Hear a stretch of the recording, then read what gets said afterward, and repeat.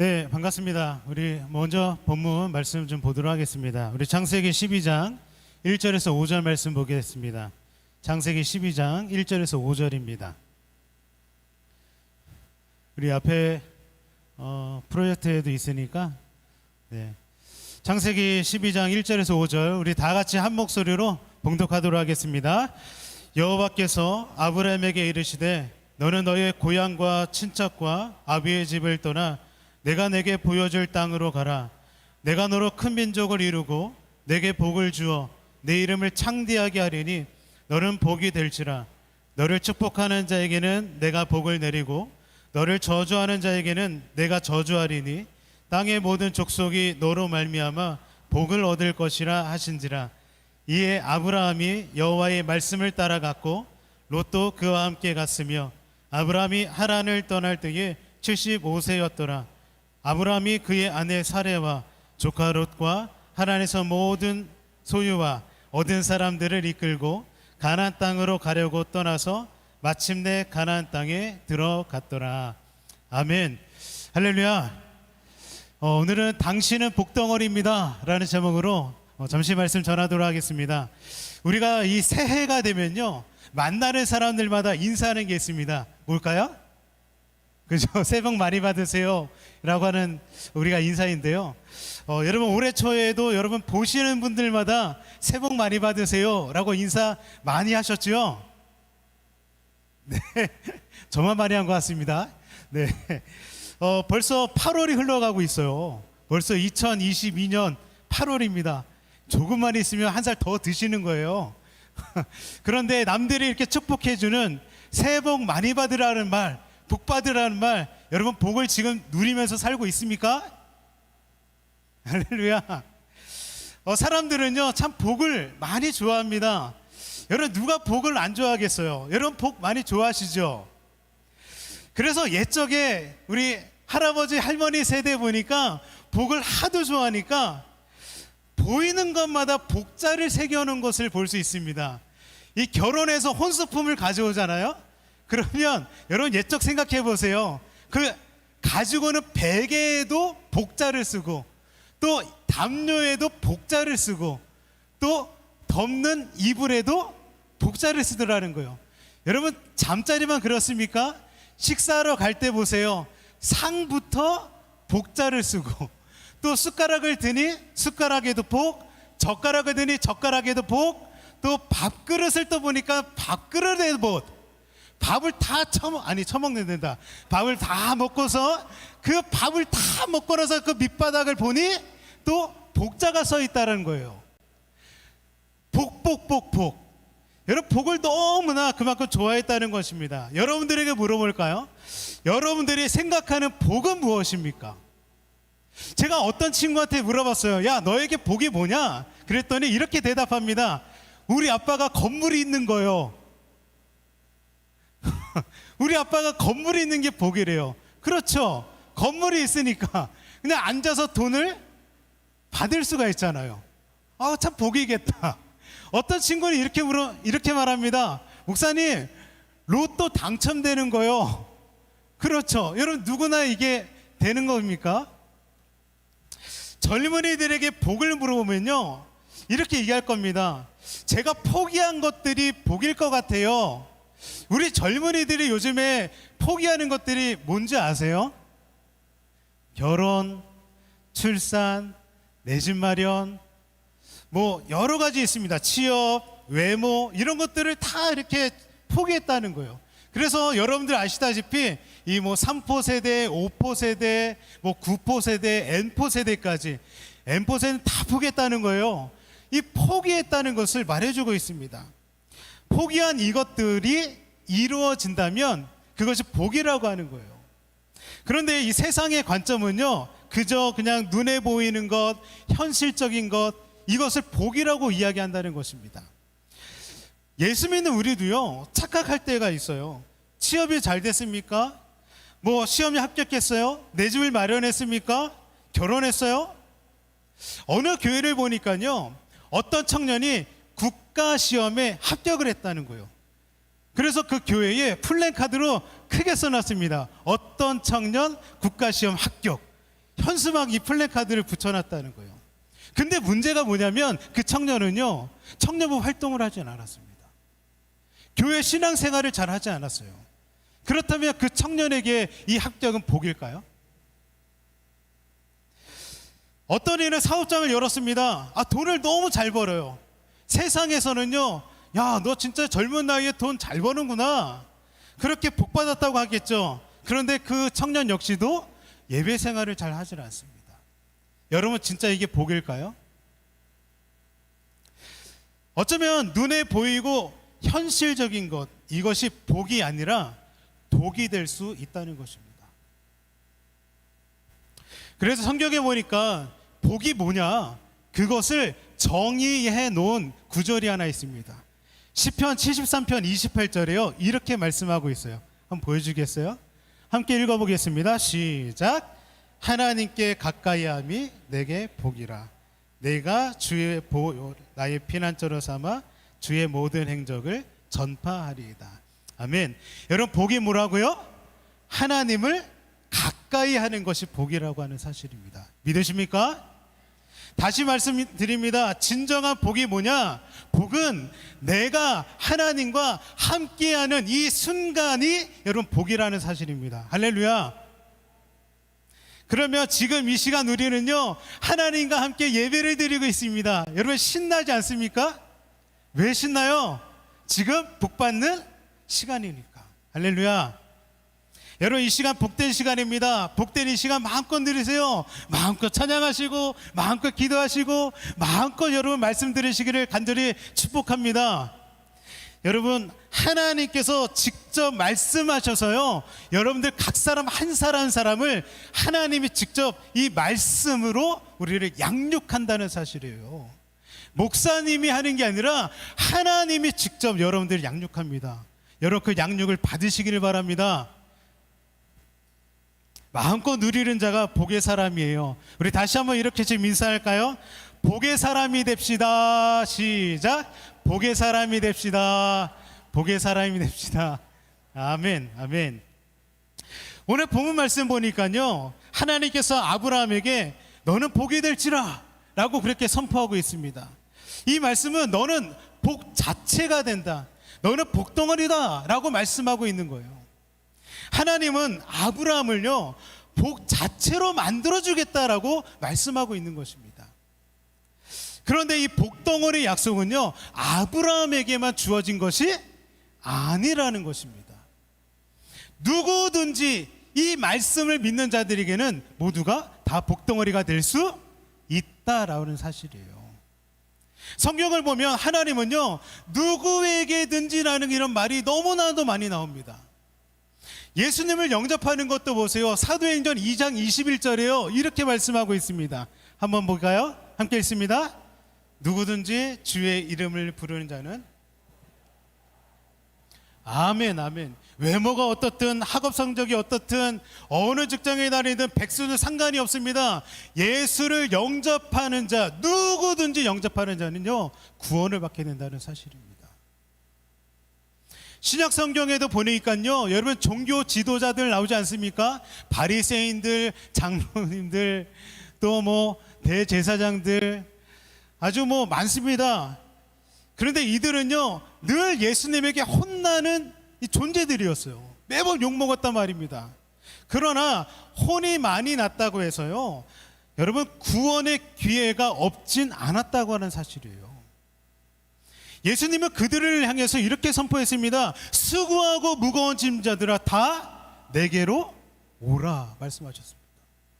이들은요, 율법이라고 하는 이 무게를 가지고 계속해서 살았습니다. 무게를 짊어지고 살았어요. 예수님 보기에는요, 그게 좋지 않았거든요. 그래서 율법을 지고 있는 너희들아, 수고하고 무거운 짐자들아 다 내게로 오라는 거예요. 왜? 그 짐을 덜어주기 위해서. 그러나 받아들이는 입장에서는요, 그들이 제일이라고 생각하는 율법을 버릴 수가 없었습니다. 세상 재미와 명예를요, 내버릴 수가 없었어요. 예수와 바꿀 수 없다는 사실입니다. 그래서 그들이 한 짓이 결국 뭐예요? 십자가에 다는 것입니다. 예수를 죽이는 일이죠. 우리 하나님은요, 모든 사람을 대상으로 구원과 또한 복덩어리의 기회를 주십니다. 그러나 이 기회를 얻는 사람에게는 그것이 그 기회를 받는 사람들은 그 기회를 받는 것이고, 또 거부하는 사람은 받지 못한다는 사실입니다. 저는 오늘 여러분들이 복덩어리가 정말 되기를 간절히 바라는 마음으로 오늘 두 가지를 여러분들과 함께 나누고자 합니다. 첫째로는요, 떠남이 복을 받는 비결이라는 사실입니다. 저를 따라해 주시겠습니까? 떠남이 복을 받는 비결이다.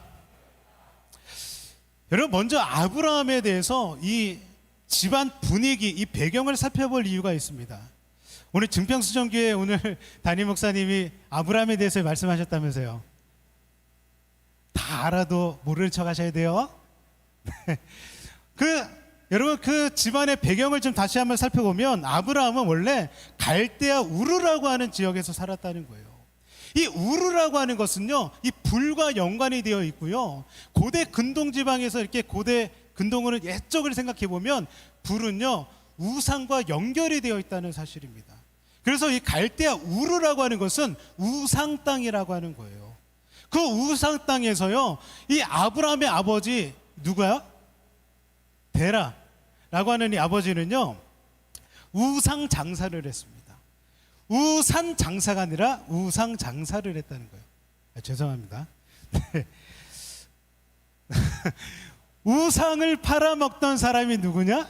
아버지 데라였다는 사실이에요. 그런 집안에 살았습니다. 이 아브라함에게는요, 이 데라에게 있어서 세 형제가 있었습니다. 삼형제를 두었는데 이 막내 하란, 이 위에 나오는 이 하란은요, 셋째예요. 셋째. 하란은요, 그 우르라고 하는 지역에서 아버지보다 먼저 사망했습니다. 죽었어요. 그리고 이 아브라함과 이 나머지 이 나홀이라고 하는 사람이 있었는데요, 둘 다 결혼을 했습니다. 근데 나홀이라고 하는 사람을 보니 창세기 22장에 보니까 8명의 자녀를 두었다라고 이야기를 하고 있습니다. 근데 반면에 이 아브라함을 보세요. 100세가 되기 전까지 자녀가 있었습니까? 자녀가 없었어요. 이런 환경에서 자란 아브라함에게 하나님께서 일방적으로 찾아오셨습니다. 그러면 왜 아브라함을 찾아오셨을까? 왜 하나님은 아브라함을 찾아오셨을까? 그 이유는 몰라요. 그가 산속에서 막 나무를 붙잡고 막 기도했는지, 아니면 기도원이라고 하는 곳에 들어가서 막 영성을 찾았는지, 아니면 여러분들처럼 믿음이 좋았는지, 그거는 모릅니다. 그는요, 그냥 지극히 평범한 사람이었어요. 여러분들과 똑같은 사람입니다. 그것도요, 우상 장사를 했던 아버지 밑에 살았던 이방인 아브라함이었다는 사실이에요. 예수 믿지 않았다라는 사실입니다. 하나님을 믿지 않았던 자가 아브라함이었어요. 그래서 여러분, 하나님의 그 찾아오심에는요, 조건이라는 게 없다는 것입니다. 그것은 하나님의 주권이에요. 쉽게 말하면요, 하나님 마음이라는 사실입니다. 그래서 내가 마음에 들지 않는 사람이라고 할지라도 하나님은요, 그 사람을 찾아갈 수 있다는 사실입니다. 신약에 나오는 여러분 사울을 보세요. 우리가 흔히 알고 있는 사도 바울. 여러분, 이 사울이요, 예수 믿는 사람을 얼마나 싫어했습니까? 찾아가면서까지 죽이려고, 감옥에 갇히게 하려고 얼마나 노력했던 사람입니까? 그런 자를 누가 좋아하겠어요? 그럼에도 불구하고 예수님께서 친히 그 사울을 찾아오셨죠. 만나주셨습니다. 여기 앞에 있는 이 이성우 목사도요, 마찬가지입니다.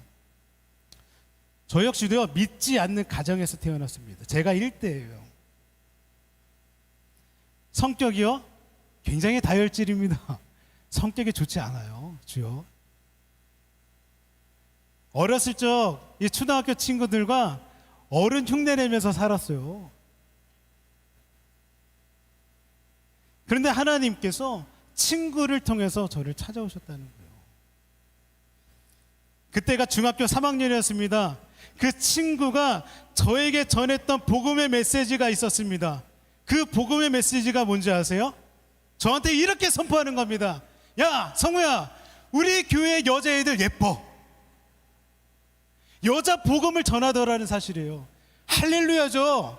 사춘기 시절에 저에게는 그 여자 복음이었다는 사실입니다. 그 말에 교회를 첫 발걸음을 했습니다. 과정은 다 말씀드릴 수 없고요.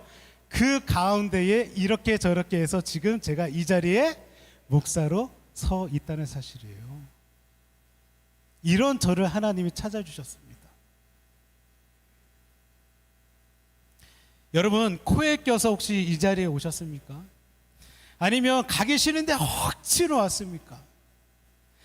아니면 사는 게 엉망입니까? 아니면 부끄러운 짓을 많이 했습니까? 다 괜찮습니다. 그런 분들을 위해서 지금 이 자리가 있는 것입니다.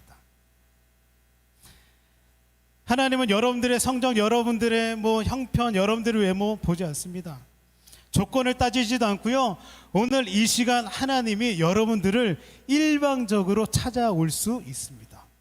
여러분, 일방적으로 찾아오신 하나님, 여러분 영접하시기를 간절히 축복합니다. 말씀으로 돌아가면 어떤 이런 환경에서 자란 아브라함에게 하나님이 찾아오시고 이렇게 명령하시는 겁니다. 오늘 본문 1절입니다. 1절 말씀 함께 다시 읽도록 하겠습니다. 시작. 여호와께서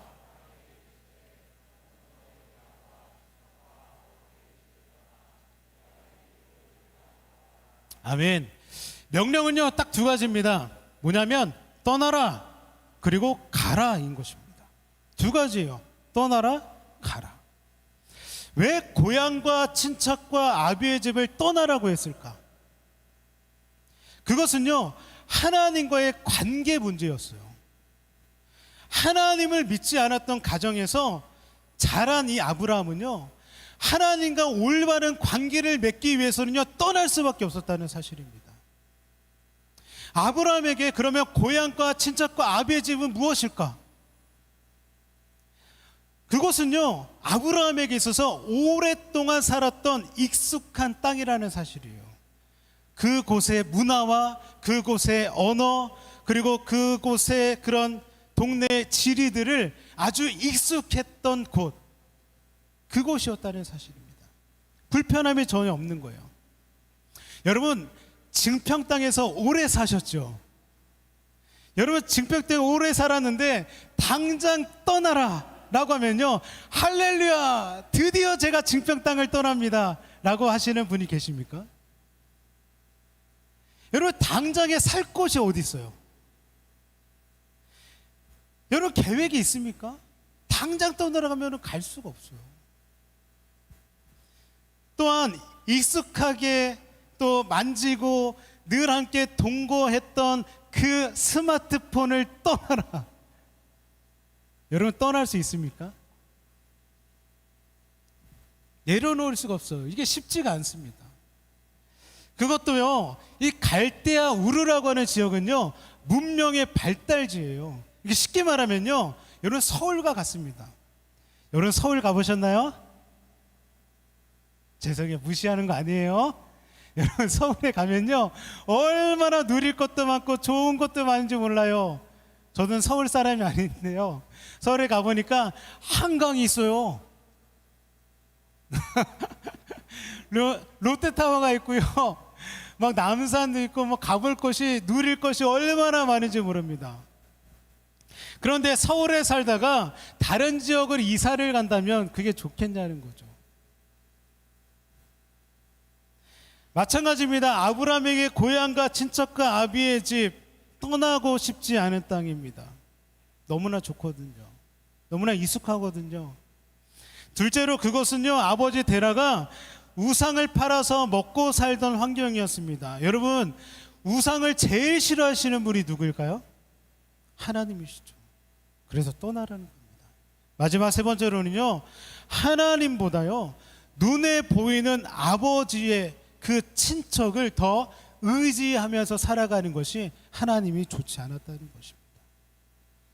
너 고향과 친척과 아비 의지하지 마. 누구만 의지해? 하나님만 의지하라는 거예요. 그리고 떠나라는 것입니다. 그래서 하나님 그것을 떠나라고 했던 것이고 불신앙의 세계를 떠나라고 했던 것입니다. 하나님은 그 자리를 떠나서 자신만 바라보기를 원하셨다는 사실이죠.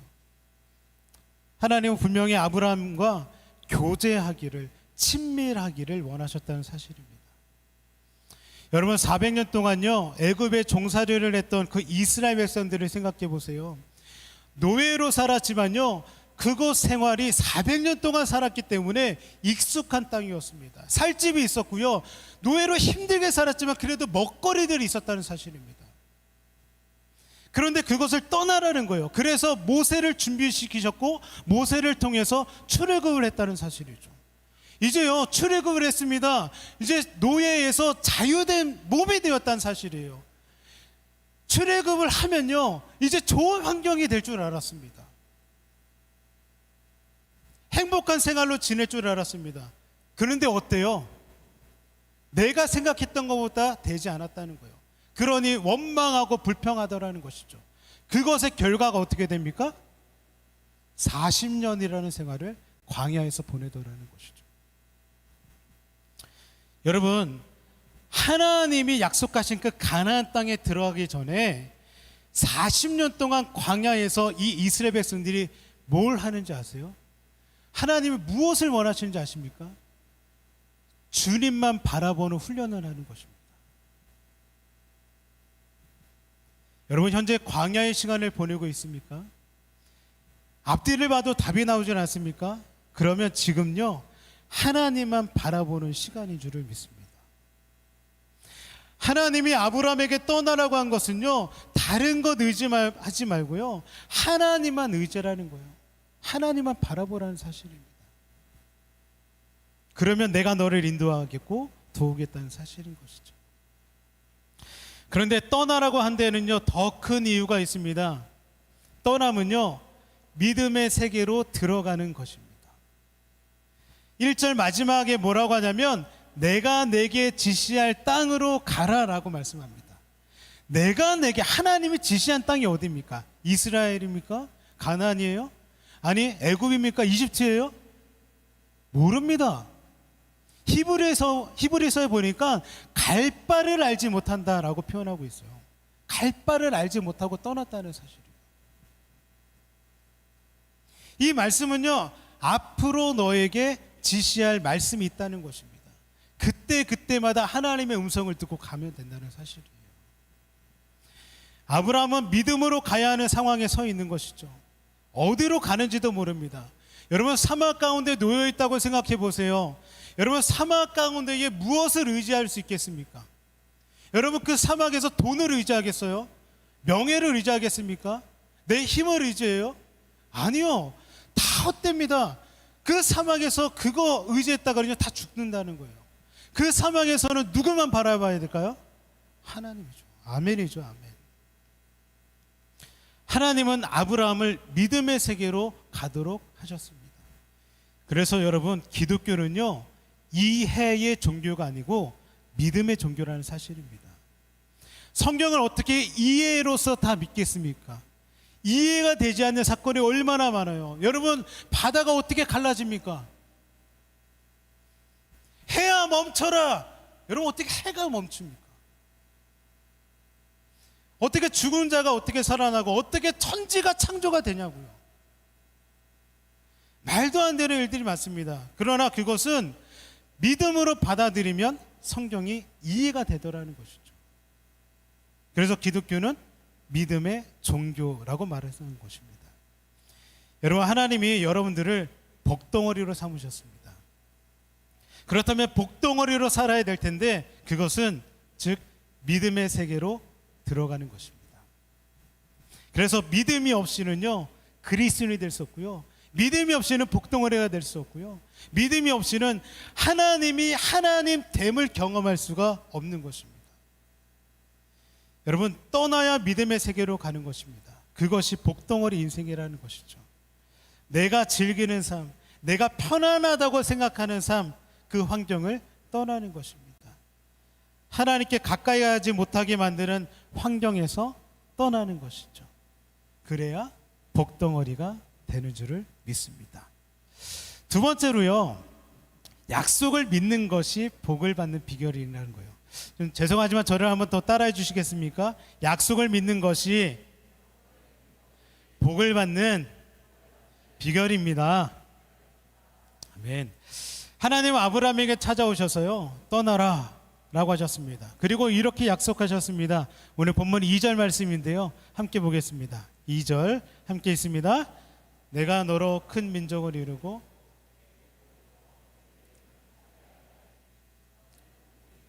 아멘.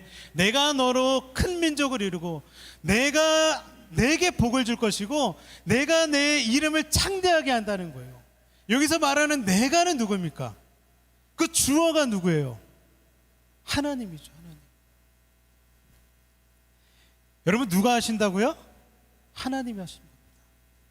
여러분들의 복덩어리를 만드는 것은요, 바로 내 자신이 아니라 하나님이 하신다는 거예요. 나는 그런 자격이 없다고 여러분 얘기하지 마세요. 아니, 나는요 목사님 학벌이 안 돼요. 아니, 나는요 성격이 좋지 않습니다. 아니, 나는요 남들이 알아주는 학교를 다니지 않아요. 직장에 다니지 않습니다. 아니요, 나를 통해서 복을 받는 게 아니라 하나님이 직접 여러분들의 복덩어리로 삼으셨다는 사실이에요. 내가 근거가 아닙니다. 하나님이 근거예요. 하나님은 이미 여러분들 자체를 복으로 만드셨다는 사실입니다. 할렐루야. 조건을 따지지 않습니다. 그래서 사람들이 나를 만나면요 복을 받아야 한다는 사실이에요. 왜냐? 하나님이 나를 무엇으로 만들었기 때문에? 복덩어리로 만들었기 때문에. 여러분, 주위에 믿음을 상실한 성도들이 있습니까? 그러면 여러분들로 인해서 다시 회복이 되어야 하는 것입니다. 왜? 여러분들이 복덩어리이기 때문에. 무너진 공동체가 있습니까? 여러분들 통해서 공동체가 회복될 수 있습니다. 왜? 여러분들이 복덩어리이기 때문에. 하나님은 아브라함에게 말씀하시는 거예요. 너는 복덩어리다. 그러나 너만 복받아서 살 것이 아니야.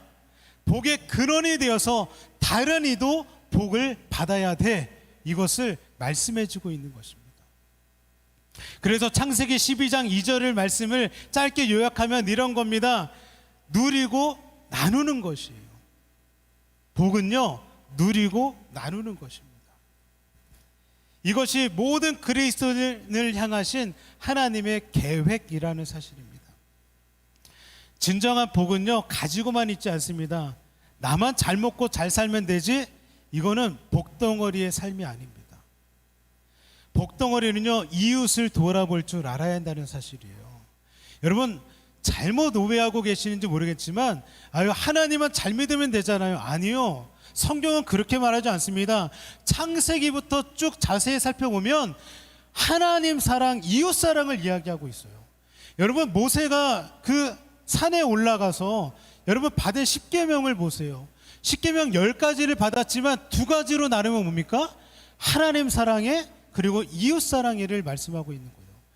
여러분, 율법학자가요 예수님에게 찾아왔습니다. 613개의 율법 중에 뭐가 가장 중요합니까? 라고 했을 때 예수님이 딱 2가지로 정리하죠. 뭐요? 하나님 사랑, 이웃 사랑을 이야기하더라는 것입니다. 교회는 반드시 2가지를 동일하게 해야 됩니다. 하나님 사랑, 이웃 사랑. 하나님께만 사랑을 흘러보낼 것이 아니라 내 이웃에게도 사랑을 흘러보내야 한다는 사실이에요. 그래서 하나님은 복 자체인 여러분들에게 천하 만민에게 갈 것을 선포하고 있는 것입니다. 오늘 본문 3절 말씀 보겠습니다. 3절 함께 읽겠습니다. 너를 축복하는 자에게는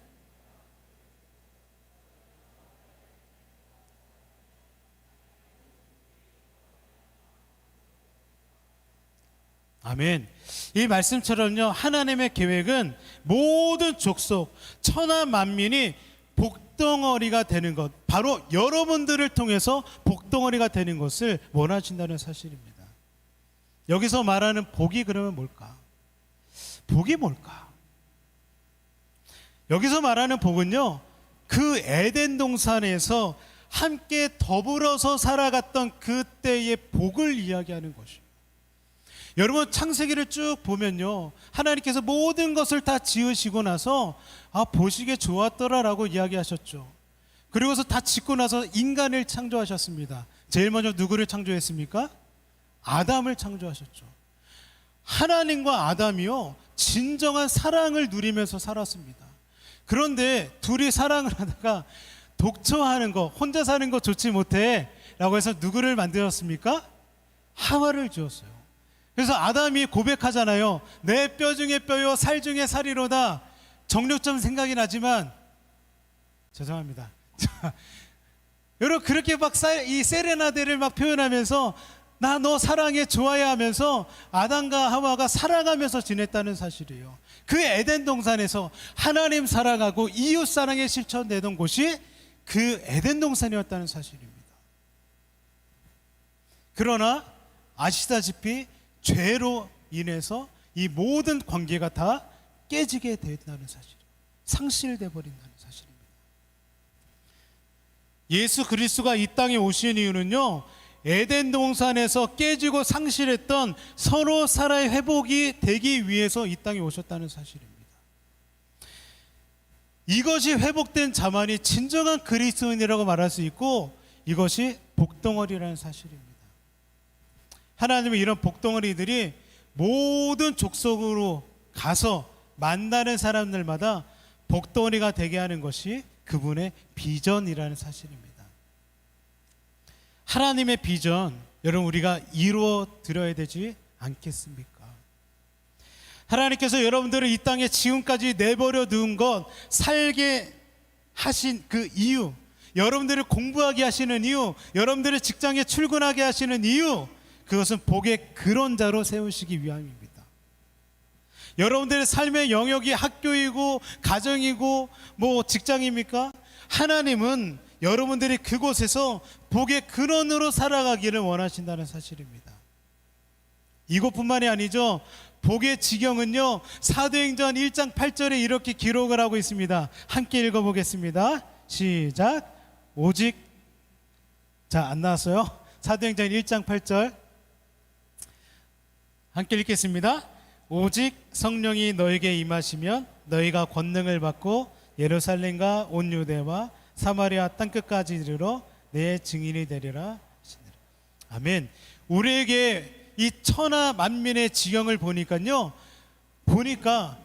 예루살렘과 온 유대와 사마리아 땅끝까지 이야기하고 있는데, 이것이 확대되는 게 아닙니다. 이것은 동시다발적으로 이루어질 수 있다는 사실입니다. 우리가 밟을 수 있는 그 모든 영역이 우리의 천하 만민이고 사역의 현장입니다. 복을 전하는 현장이라는 사실이죠. 제가 가지고 있는 목회 철학이 있습니다. 그것은 동계, 겨울은 은혜 받자, 그리고 하계, 여름에는 그 은혜를 주고 오자. 이것이 저의 목회 철학입니다. 그래서 사역지를 옮기는 교회마다 청년부를 맡으면 동계 수련회는 은혜 받고 여름에는 아울리치로 떠나는 거예요. 우리가 가진 복, 우리가 누리는 이 은혜를 가지고만 있는 것이 아니라 이 복, 이 은혜를 다른 사람도 누리게 하자. 너네들도 복덩어리야, 너네들도 은혜 받을 수 있어. 이거를 위해서 우리가 이 현장에 왔다는 사실이에요. 여러분, 우리를 보면서 복을 누리시고 우리를 보면서 복을 또 나눠주시기를 간절히 축복합니다. 말씀의 결론 맺습니다. 하나님께서 우리를 구원하시고 부르신 이유는요, 복을 이 복으로 삼기 위해서 오셨습니다. 그렇다면 너는 복이 될지라 라는 말씀을 믿고 그 말씀대로 순종하며 살아가면 되는 것이죠. 아브라함은 이 말을 믿고 말씀을 따라갔습니다. 4절 말씀을 함께 볼까요? 4절 함께 읽습니다. 이에 아브라함이 여호와의 말씀을 따라갔고 롯도 그와 함께 갔으며. 아멘. 말씀을 따라가는 것이 너무나 중요합니다. 말씀에 따라가니까 아브라함과 함께 갔던 롯도요, 여러분 그 사람도 복을 받게 되더라는 것이죠. 말씀의 길을 걸을 때 여러분도 복이 되고 동역자인 이웃도 복이 되는 것입니다. 또한 복의 근원자가 될 때 마침내 하나님께서 약속하신 땅을 밟게 되더라는 것이죠. 오늘 보면 5절 말씀을 보겠습니다. 5절 우리 함께 읽겠습니다. 아브라함이 그의 아내 사레와 조카 롯과 하란에서 모은 모든 소유와 얻는 사람들을 이끌고 가나안 땅으로 가려고 떠나서 마침내 가나안 땅에 들어갔더라. 아멘. 말씀이 뭐라고 합니까? 마침내 가나안에 들어갔다는 거예요. 하나님이 약속하신 그 땅을 가더라는 것입니다. 여러분, 누가 뭐라고 해도요, 여러분들은 복의 통로자입니다. 복덩어리예요. 복덩어리가 많아지면요, 교회, 학교, 어린이들과 학생들이요, 여러분 살게 되는 것입니다. 복덩어리가 많은 교회는요, 구역과 기관들이 막 살아나는 거예요. 복덩어리들이 많은 교회들은요, 정말 여러분들 통해서 교회와 이 민족, 이 대한민국에 살게 되더라는 사실입니다. 복덩어리, 이것은요 저와 여러분들의 비전이고, 이건 역시 또한 이 증평교회와 우리 부안교회와 우리 성화교회의 비전이 되는 줄을 믿습니다. 우리 마지막으로 서로 이렇게 인사하겠습니다. 복덩어리 됩시다. 아멘. 우리 찬양 하나 하고요, 함께 기도하도록 하겠습니다. 우리 비전이라는 찬양인데요, 우리 보좌 앞에 모였네 라고 하는 노래입니다. 이렇게 이 찬양하고 함께 합심으로 기도하는 시간을 좀 갖도록 하겠습니다.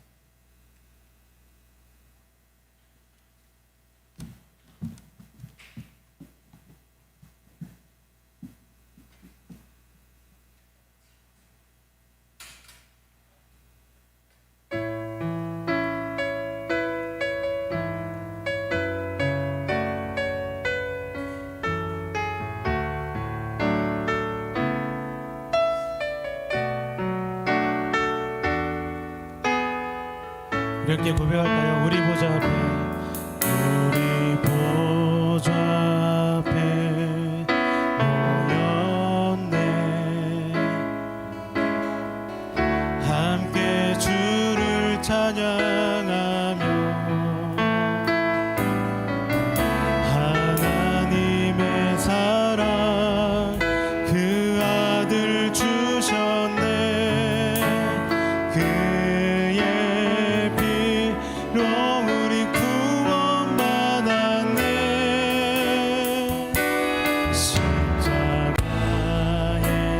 쏟으신 사랑 강같이 온 땅에 흘러 각 나라와 족속 백성 방언에서 구원하고 주 경배드리네.